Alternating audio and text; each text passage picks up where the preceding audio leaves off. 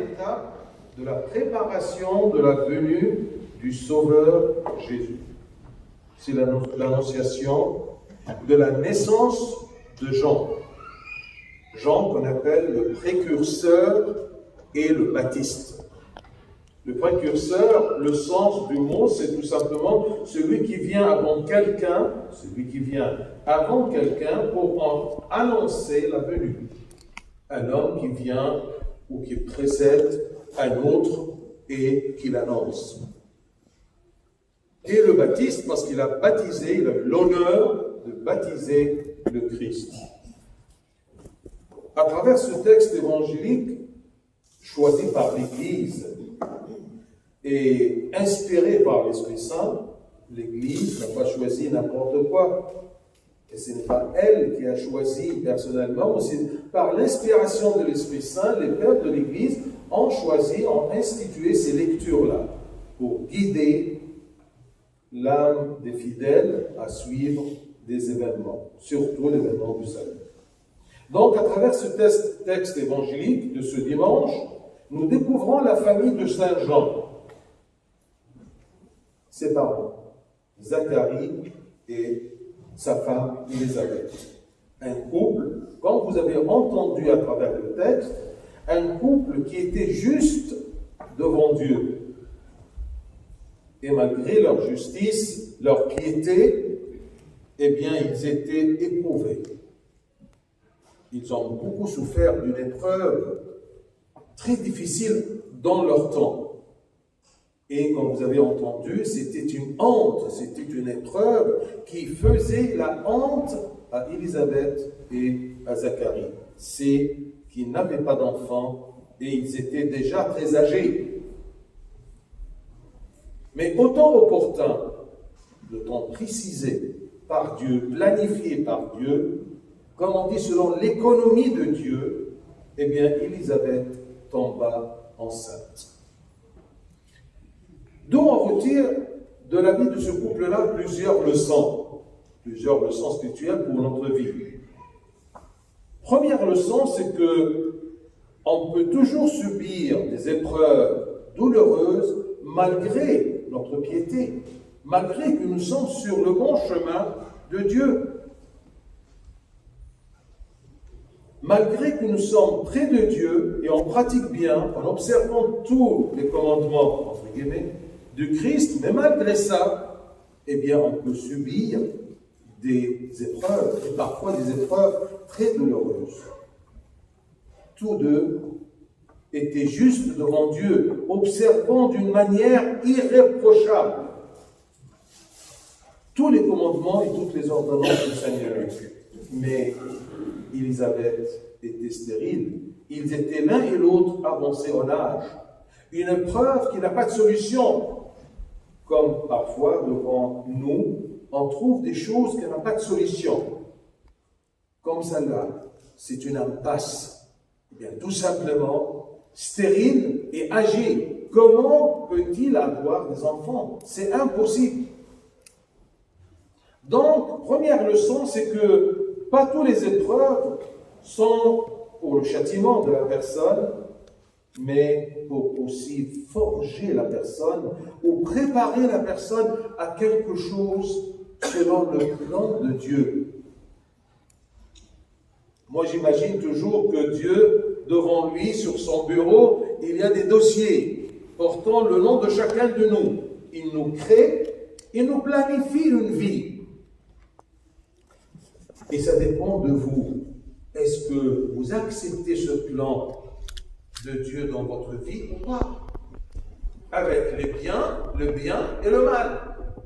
Avec les épreuves et la joie et le bonheur. Vous êtes libre de choisir. Et croyez-moi, le mieux pour l'homme, c'est ce que Dieu a planifié dans son dossier, malgré les épreuves. Parce que les épreuves qui viennent de Dieu est beaucoup plus efficace et édifiante que les épreuves qui viennent du péché et de notre volonté faible. Première leçon, que je dois être toujours sur le chemin de Dieu et toujours prêt à accepter les épreuves venant de Dieu. Deuxième leçon. Quand Dieu, il veut, il peut. Rien ne peut bloquer le plan de Dieu. C'est pour cela que Saint Jean Chrysostome, il a dit un dicton. Quand Dieu veut, les lois de la nature sont vaincues. Rien ne s'arrête devant Dieu. Une femme stérile, âgée et son mari âgé, ils ne peuvent pas avoir d'enfant. Mais quand Dieu veut, il peut. Où sont les règles de la science, de la médecine et tout? Ah non, non, non. Tout est vaincu. Tant que le plan de Dieu doit être exécuté dans la vie. C'est comme Saint Marc nous dit, car tout est possible à Dieu. Mettons ceci dans notre tête. Quand il y a un problème, quand il y a une épreuve, Dieu, tu vois, et tu peux, mais quand tu veux. Parce que Dieu, c'est une force. Un Dieu, c'est quelque chose c'est quelqu'un de fort et de puissant. C'est pour cela que c'est écrit, nous prêchons Christ crucifié. Crucifié, c'est faiblesse, mais non. Crucifié, puissance de Dieu et sagesse de Dieu. Notre Dieu est puissant et sage. Puissant, il peut tout. Sage, il le fait au temps opportun. Et devant sa volonté, rien ne bloque. Jusqu'à que Saint Paul, il a dit, même il a osé dire, car la folie de Dieu, ce que paraît folie à nous, dans nos yeux, la folie de Dieu, il a osé de dire, de attribuer la folie de Dieu, car la folie de Dieu est plus sage que les hommes. Ce que je vois que c'est une folie. Mais ce sont un couple qui suit le chemin de Dieu. Mais pourquoi Dieu leur a permis cette épreuve? C'est une folie. Non. Dans tes yeux, toi l'homme, c'est une folie. Mais c'est une sagesse de Dieu. Il prépare quelque chose. Car la folie de Dieu est plus sage que les hommes. Et la faiblesse de Dieu, ce qui paraît pour nous faible, Christ crucifié, c'est une faiblesse, oui, dans tes yeux, mais c'est un salut pour l'humanité. Donc, la faiblesse de Dieu est plus forte que les hommes. Deuxième leçon, il agit quand il veut. Là, on se pose la question, mais quelle est la volonté de Dieu? Eh bien, il y a un des pères qui a classifié la volonté de Dieu en deux classes. Une volonté universelle, c'est-à-dire pour tous, et une volonté personnelle qui concerne chacun de nous. La volonté universelle de Dieu, c'est écrit, notre Sauveur qui veut que tous les hommes soient sauvés et parviennent à la connaissance de la vérité. Ça, c'est quelque chose, une volonté de Dieu pour tous les hommes. C'est qu'ils soient sauvés et qu'ils parviennent à la connaissance de la vérité. Deuxième phase de cette volonté universelle pour tous les hommes, c'est que ce que Dieu veut, c'est votre sanctification. Il veut que nous soyons saints, que nous soyons sauvés, que nous soyons dans la connaissance de la vérité. Ça, c'est pour tous. Alors, ne te pose pas la question, quelle est la volonté de Dieu? Au moins, tu connais clairement la volonté de Dieu pour chacun d'entre nous. C'est d'être sauvé, de connaître la vérité. Et c'est qui la vérité? C'est le Christ. Et aussi notre sanctification, qu'on observe les lois de Dieu et les commandements de Dieu sans être reprochés. Mais dans la vie de chacun, il y a quelque chose de spécial de volonté de Dieu. Chacun a une tâche. Il vit d'une façon ou d'une autre. C'est écrit, Saint Paul dit en Corinthiens, 1 Corinthiens 7, que chacun marche selon la part que le Seigneur lui a faite. Chacun a une part que Dieu a planifiée. Qu'il soit riche, qu'il soit pauvre, qu'il soit saint, qu'il soit fort, qu'il soit malade, qu'il soit intelligent, qu'il soit... Chacun a sa part. la volonté de Dieu. Mais le but de tous ces parts-là, c'est d'être sauvé, de connaître la vérité. Ça, c'est très important. Et on doit le comprendre et y croire. Le monde aussi est entre les mains de Dieu. Que chacun marche selon la part que le Seigneur lui a faite, selon l'appel qu'il a reçu de Dieu. Dieu te parle pour cette part-là dans ton cœur. Mais tu dois accepter. Zacharie n'a pas accepté, parce qu'il n'a pas pu se rappeler que Dieu, quand il veut, il peut, et sa volonté est toujours bonne pour chacun d'entre nous. Selon l'appel qu'il a reçu de Dieu, que chacun, frère, demeure devant Dieu dans l'état où il était lorsqu'il a été appelé. Il nous a crié, nous a appelés vers la croyance et vers le baptême, vers sa fidélité, que nous soyons ses enfants. Eh bien, quand il m'a crié, puisqu'il a planifié ceci dans ma vie, je l'accepte, parce que Dieu, quand il veut, il peut. Et tant qu'il ne veut pas changer, eh bien sûrement, c'est pour mon bien, parce que le but de la volonté universelle de Dieu, c'est mon salut et ma sanctification. Troisième leçon. Voyez, dans ce couple-là, malgré que l'épreuve était très douloureuse, eh bien, l'épreuve ne les a pas égarés du chemin de Dieu, ni de l'amour de Dieu. Il aimait toujours Dieu. Et il priait toujours. C'est pour cela qu'à la fin, l'ange lui a dit, enfin, ta demande est exaucée. C'est-à-dire, malgré l'impossibilité d'avoir d'enfants, mais il priait toujours, parce qu'il savait que quand Dieu veut, il peut. Rien ne peut bloquer sa volonté. Et c'est pour cela que Saint Paul, il nous a dit, qui nous séparera de l'amour de Christ? Sera-ce la tribulation, ou l'angoisse, ou la persécution, ou la faim, ou la nudité, ou le péril, ou l'épée? Rien ne peut me séparer. Rien, c'est-à-dire quoi? Les épreuves. N'importe quelle épreuve que Dieu permet dans ma vie, selon son plan et sa volonté, pour ma part, eh bien je l'accepte. Et je suis ravi, parce que personne ne peut m'aimer plus que le Christ, qui s'est crucifié pour moi. Et c'est écrit, mais dans toutes ces choses, dans toutes ces épreuves-là, nous sommes plus que vainqueurs. Qu'est-ce qui est plus glorieux que vainqueur? Nous sommes plus que vainqueurs.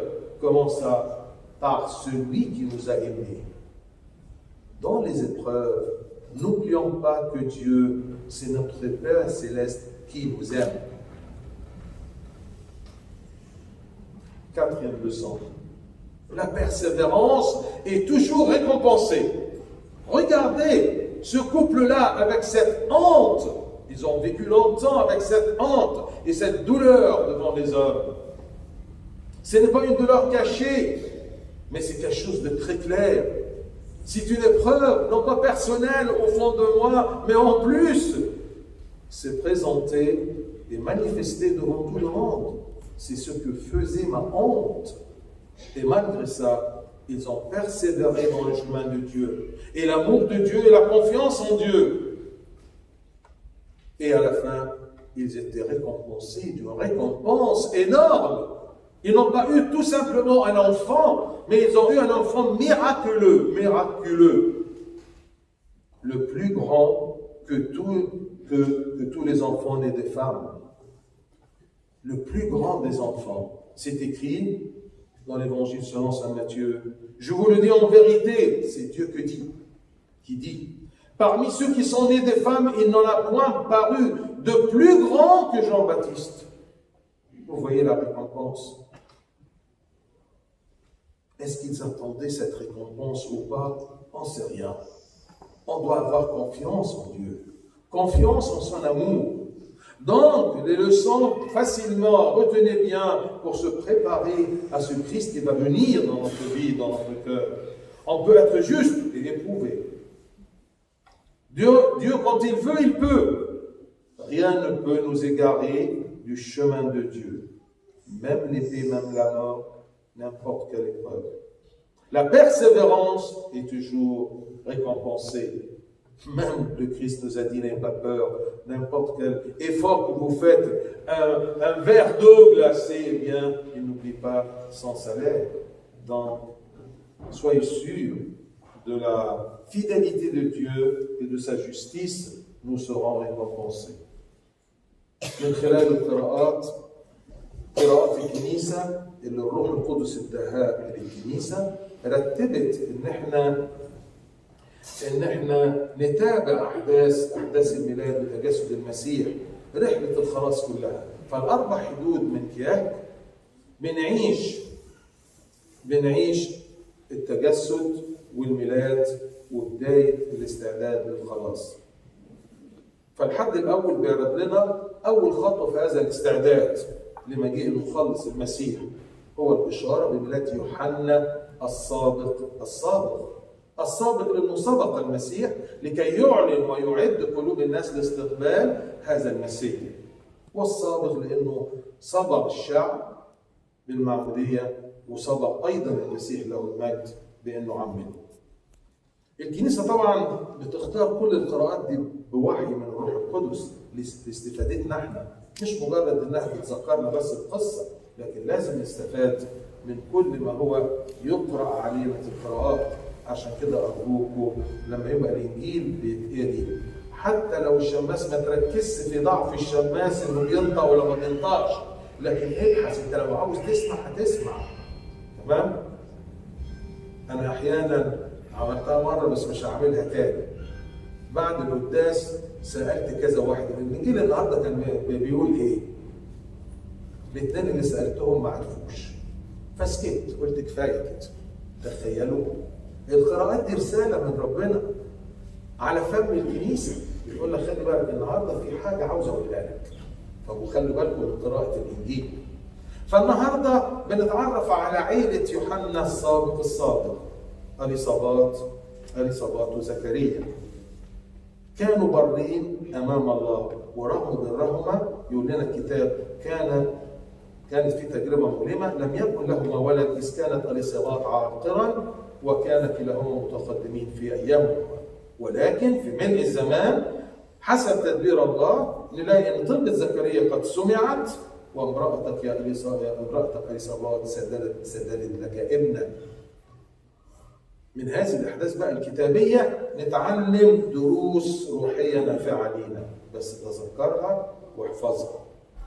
إنه يمكن لإنسان إن يجتاز تجارب صعبة رغم إنه ماشي في طريق ربنا. أنا يا رب ما بعملش حاجة وحشة وما بضرش حد وما بسرقش، تمام، وبحافظ على طهارتي على قد ما أقدر، وبروح الكنيسة وبتناول ومحدش زعلان مني، وهو بحاول وبجاهد، ورغم كده تلاقي ان في حياتك في تجارب. يبقى التجارب في الحياة مش بس للعقاب، ولكن التجارب زي ما قال الآباء القديسين في التجربة تجد الله. ممكن انت كويس والاخر ما تحسش بإيد ربنا، ما تحسش بمحبته، لكن احيانا ربنا بيروح سامح بتجارب عشان يعدك لشيء او ليقربك اليه او ليظهر ذاته ليك من خلال التجارب. لان دايما الانسان كده ربنا عارف الفورمه اللي خلقها. الانسان ما يقربش من ربنا الا في وقت الضيقه، فربنا يقول يا سلام بس الضيقه، خلاص انا اديله شويه ضيقه عشان يجي ناحيتي ويحيى. يبقى التجارب ليست دائما لعقاب الانسان، بل تكون ايضا لتعليمه وتدريبه على مهام خاصه. اصله زي ما قلت لكم انا بتخيل ان ربنا قاعد على كتابه كده وقدامه كله ايه؟ كل الدوسيات بتاعتنا، كل دوسيه عليه اسمك، عليه كل دوسيه عليه اسم واحد، وربنا بيخطط ليك طريقه للحياه عشان توصل للملكوت. انت بقى حر، مش تخطط حياتك، حر انك تقبل مشيئه الله او لا. عشان كده ربنا علمنا ان احنا دايما نصلي نقول فلتكن مشيئتك في الدوسيه بتاعي. هل انا هقبل الدوسيه بتاعي اللي انت خططته ولا لا؟ لكن اوعى تحط حاجه في دوسيهك انت تبوظه. سلم مشيئتك لربنا، تحيا في التجارب وبرضه مبسوط ومتعزي. يبقى أول درس إنه عد نفسك للتجارب، وكل ما تقرب من ربنا ممكن ربنا يجربك، لكن أنت هتفرح بهذه التجارب لأنك هتتلامس أكثر مع الله. تاني درس إن الله عندما يريد يستطيع. عشان كده يوحنا ذهبي الفم يقول لنا ايه؟ عندما يريد الله قوانين الطبيعه تنهزم. عندما يريد الله قوانين الطبيعه تنهزم. مفيش حاجه تقف قدام ربنا، ولا حتى القوانين الطبيعيه، ولا حتى معطيات العلوم، لا. كل شيء مستطاع عند الله، كل شيء مستطاع عند الله. لكن كل ما بيديلكش الحاجه ديت، اصل الدوسيه بتاعك مكتوب وقت معين، يا يديك يا ما يديكش. المهم ستخلص. المهم هيكون لك مكان في ملكوت السماوات. هو ده هدف كل الدوسيات. وعشان كده بولس الرسول يقول لنا نحن نكرز بالمسيح مصلوبا. قوة الله وحكمة الله، وهو مصلوب قوة الله وحكمة الله. وانت في التجارب انت محاط بقوة الله وحكمة الله. ما تخافش، لانه عندما يريد يستطيع. واكثر من كده بولس الرسول يقول لنا جهالة الله احكم من الناس. ما يبدو ليك انت حسب بشريتك ان ربنا جاهل. هتيجي تقول يا رب يعني اتنين هم كويسين وعايشين كويس وراجل جاهل وزوجته والاخر، طب ليه بهدلتهم قدام الناس؟ ده مش حتى تجربة داخلية بينه وبين ربنا، ده تجربة معلنة قدام الناس. كل الناس عارفين خلاص عجزوا، ما عندهمش عيال. وطبعا زمان انتوا عارفين طبقا للفكر اليهودي ان ده عار، لانه حرمت هذه المرأة وهذا الرجل من انهم يبقوا يشتركوا في نسل المسيح. خلاص سلالتهم وقفت. جهالة الله احكم من الناس. لما تلاقي حاجة كده ومش عاجباك في ربنا، قول على طول لا يا رب، حتى لو دي جهالة في نظري ولكن انت احكم من فكري واحكم من حكمتي. وضعف الله اقوى من الله، وضعف الله اقوى من الناس. حتى ما يبدو في ضعف ربنا وهو مصلوب كده، تبص اذا واحد ما يعرفوش يبص كده يقول ايه البهدله دي؟ ده ضعف. لكن بولس الرسول يقول له لا، ضعف الله الذي يبدو كضعف هو اقوى من الناس. يعمل الله عندما يريد. نيجي في حته الاراده دي في حاجه عامه وفي حاجه خاصه. اراده الله في حياه كل انسان، لكن في حاجات عامه. العامه هي ان مخلصنا الله الذي يريد ان جميع الناس يخلصون الى معرفه الحق يقبلون. ما تسالش بقى اراده ربنا ايه. لو ما انتش عارف اراده ربنا في الدوسيه بتاعك، اعرف على الاقل اراده ربنا في حياتك. انه ايه؟ انك تخلص، انك تعرف الحق. مفتي بيساوس يقول لان هذه هي اراده الله قداسته. ما تقعدش تدور بقى بكره هتاكل ايه وبكره عامل ايه وهيراقوك ومش هيراقوك هيفردوك مش لا. لو انت ما انتش عارف يعني، ما انتش حاسس بالكلام ده، وربنا مش بيقول لك كده وانت يعني ودنك تقيله وقلبك اذن ثقيله، اعرف على الاقل ان اراده الله لكل واحد مننا هو الخلاص، وان نعرف الحقيقه الحق، وان كمان تكون انسان قديس يعني تتبع وصايا الله. لما تعمل الحاجات دي تبقى ساعتها قول بقى ده انا دوسي الخاص في ايه؟ وثق لو انت ماشي في الخط بتاع اراده الله اليونيفرسال ديت، هتقدر تعرف بقلبك وفكرك وروح الله اللي داخلك ربنا بيسمح ليك كل حاجه. يبقى اذا اراده الله لكل الناس واضحه ومعلنه، وكل واحد له في دوسيه اراده معينه خاصه بيه. عشان كده بولس الرسول يقول لنا كما قسم الله لكل واحد، كما دعا الرب كل واحد هكذا ليسلك.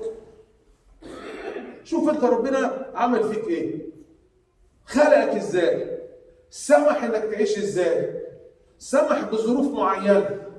خلاص اسلك فيما دعاك الله وفيما سمح فيك الله. ما هكذا ليسلك كل واحد. ما دعي كل واحد فيها أيها الإخوة فليلبس في ذلك مع الله. سمحك إنك تبقى كده، سمح إنك تبقى كده، يبقى اسلك في اللي سمح بها الله، بس مع ربنا، خاضع لربنا، حابب ربنا. ثالث درس، التجربة المؤلمة القاسية لم تبعدهما عن ايه؟ عن ربنا. عشان كده بولس الرسول يقول: من سيفصلنا عن محبة المسيح؟ ده ممكن شوية انفلونزا ولا شوية مشاكل في البيت، ولا مشكلة لأولادك ولا حاجة تزهق مش عاوز أقول وتسد، وحاجات صعبة خالص. وممكن بقى إيه؟ تبوت زي ما يقول، يعني تضرب بوز مع ربنا، ما تروحش الكنيسة. تروح الكنيسة عشان المدام والعيال، لكن ما تتناولش. أنت زعلان من ربنا بقى؟ لا، اتعلم من اليصابات وزكريا: من سيفصلنا عن محبة المسيح؟ أشدة أم ضيق أم اضطهاد أم جوع أم عري أم خطر أم سيف أم مضايقات أم قرف أم مشاكل؟ مفيش. قرف دي من عند ربنا. ولكن هنا في هذه جميعها، في كل هذه التجارب يعظم انتصارنا. ازاي بننتصر في المشاكل دي؟ بل الذي احبنا. تذكر وانت في مشكله ان ربنا بيحبك. لو تذكرت في المشكله ان ربنا بيحبك هترتاح وتصل ان الله عندما يريد هيستطيع. ما دام مش رايد لم يسلمنا الى الموت. الموت اللي هو العلاج الابدي، لكن مش الموت العادي. ما كلنا هنموت، اللي مش هيموت النهارده هيموت بكره. لكن اهم حاجه هو انك انت تثبت في المسيح. لا تنسى ان الله بيحبك، وما تجعلش اي تجربه او اي مضايقه تبعدك عن ربنا، ولا تخليك تصلي صلواتك وتقرا انجيلك. اخر درس: احتمال التجارب والجهاد لازم يكافئ. شوف كافئ اليصابات وزكريا بايه؟ مش اداهم عيل، ده اداهم عيل اعظم مواليد النساء. ده اداهم عيل قال لزكريا: ويكون عظيما امام جميع كل الشعب. شوف المكافاه. بس بقى ما تقفش في التجربه وانت ترسم لنفسك المكافاه بتاعتك: انا صابر عشان يديني كده. لا يا حبيبي، الدوسيه ما فيهوش كده. ما تعرفش ربنا بيكافئك بايه او يعزيك بايه. احبائي، ممكن مكافاه الله انه يديك تعزيه في القلب رغم الضيقه. دي اكبر تعزيه ومكافاه ربنا. ممكن واحد يكون متألم جدا، تمام، ومشكله ملهاش حل، لكن تلاقيه متعزي. تلاقي كل الناس حواليه تعبانه وهو تلاقيه متعزي وفرحان. لا، ده ممكن يرفضوني من الشغل، او في واحد يقول ايه: انا مش لاقي شغل. اجي اقول له: بعت بنت من غير عشاء، يقول لي: لا بس. وفي واحد يقول ايه: هو ترتيب ربنا، انا عارف في الوقت المناسب هيجيب لي حاجه. شوف الرجاء اللي هو عايش عليه. يبقى اذا الاربع دروس تحفظها: انه بار وممكن يتجرب. الله لما يريد يقدر. من يفصلنا عن محبة المسيح؟ والجهاد له مكافأة، له المجد الدائم.